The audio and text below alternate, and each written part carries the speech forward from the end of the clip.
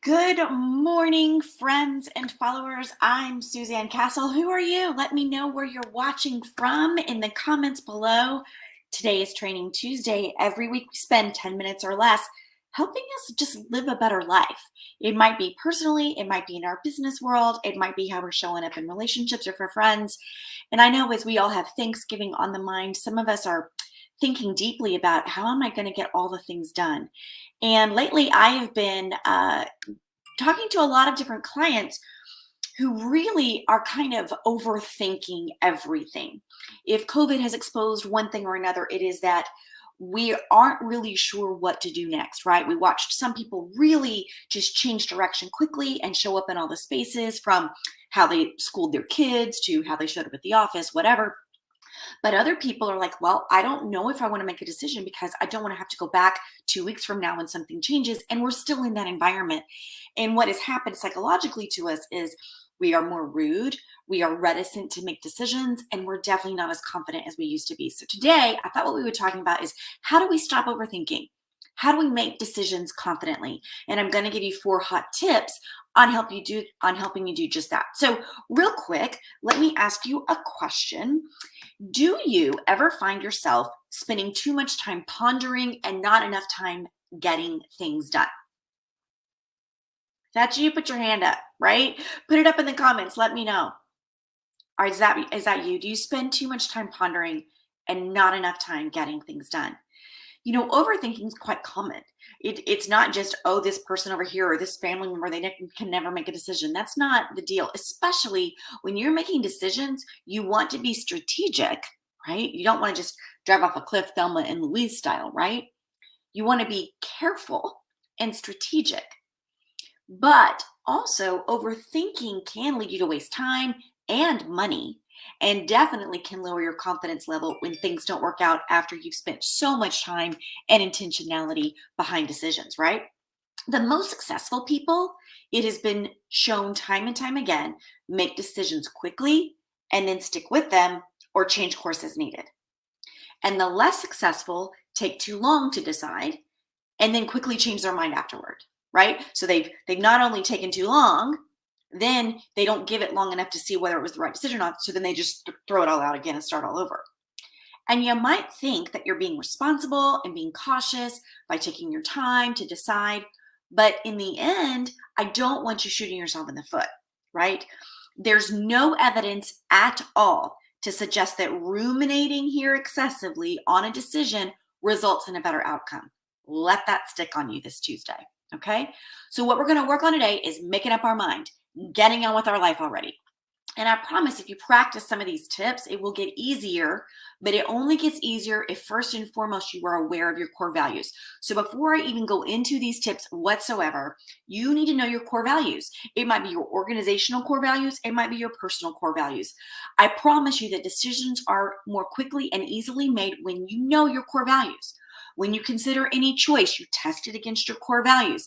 And often these choices, they're not the easiest, but they are in your best interest. And if you haven't done this work or you haven't done it in a while to make sure that those are still what you're landing in, please message me down in the comment. I'm going to reach out. Let's see if I can get you some help quickly on getting those core values, because I want you to show up in 2022. Oh my gosh, I can't believe I'm saying that, 2022, as the best human possible.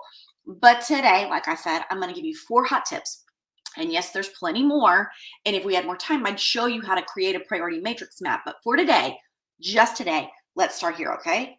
And I promise if you just use one of these tips, I bet you get clarity quite quickly. All right, so what is the very first one that we want to do? We want to make a list, old style, like literally take your paper, take your pen, make a line, right? We want to make a list of advantages and disadvantages. We want to write them down.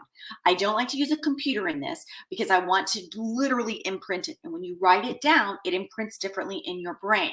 There's something magical too, let's face it, about taking pen to paper when we're making a decision. It might be checkbox, it might be a list, whatever it is. But by the time you're done, if you're like me, you'll have a better idea of the right direction to take. So if you want to avoid paralysis by analysis, don't overanalyze to lead to better results, because that's just going to lead you to inactivity and confusion. The special forces have a rule that you only need to be 70% certain to act. 70% certain. I get it. You might not be in the military. That's fine. But that same general concept should apply. And having that list of advantages and disadvantages, look for the 70%. And that will get you on the right path to that 70%. Remember, the window of opportunity closes before the last 30% of the information can be gathered. So we don't want to wait on the 30%. If we're 70% or more, that should show you which direction to go. And I want you to be also thinking in the short term and the long term. Okay, so what does that mean? Well, ideally, an option will exist that satisfies both criteria, not just a short term and not just a long term. So ask yourself if you'll be happy with your decision in 15 minutes. And then, am I happy with this decision in 15 years or 5 years, whatever? Any decision that meets short term and long term, meets those requirements, is a great decision. So use your experience to your advantage. You've made plenty of poor choices along the years, right? Can I get some love on that? I certainly have. Right now, I have a teenager who, teenagers like to push all the wrong decision buttons, right? So think back about your poor decisions and your poor choices over the years. It would be a shame to allow those to go to waste. You've learned from them, you've risen up from them. So consider whether you've been in a similar situation in the past, and you might gain some great insight on short term and long term. Remember, we want it to satisfy both criteria. Okay, so what is the third?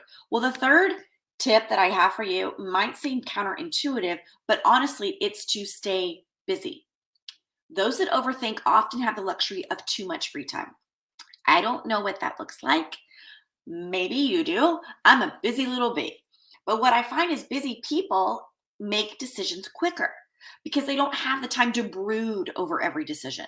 They don't need to spend 3 hours choosing a refrigerator, right? When you're more active, you're like, I got to get this done and this done and this done. So I got to get moving. And your brain will show up and respond to you. And when you are more active in general, and I mean generally moving your body, you're going to find it easier to make decisions in a timely fashion. Exercise is one way to stay busy. You don't overthink when your body is tired. And getting your body moving means O2 is flying through your body. And that will help your brain be more creative at decision making. Your brain loves oxygen, right? So let's give it oxygen to show you incredible ways. So get up, go for a walk for a few minutes today, and see if that movement piece doesn't help you move towards a decision. All right. Okay, I have one more tip for you this morning. And we've talked about making a list, short term and long term. We've talked about staying busy. And now the last one, honestly, might be my favorite. And that is to use a timer to make all of your decisions.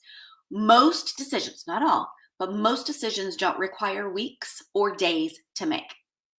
A couple of hours is more than sufficient time most of the time.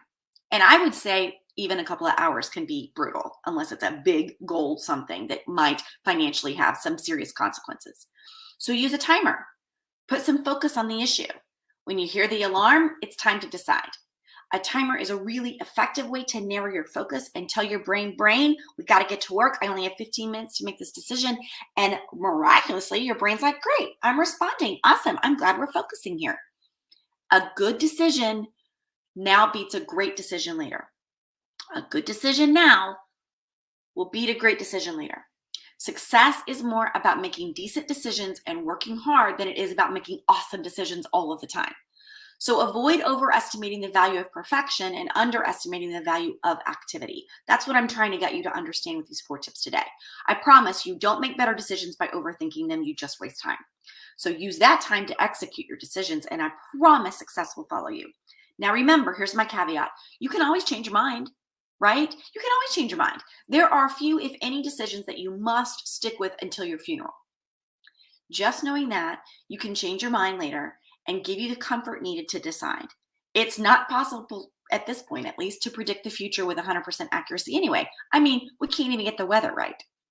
So I hope these 4 tips will help you identify confidently how you can make a decision that's been swirling up here for quite a bit. And if you'd love to know more, I'd love to help you. Let's get on a call. Let me help you make a quick decision. Sometimes you just need somebody in your corner helping you, right? And creating an idea path for you. So let's jumpstart to the next step. If you want that, just let me know in the comments below and I'll direct message you. Let's see if we can find some time. I'm Suzanne. This is Training Tuesday. Go make a great decision. I'll see you next week.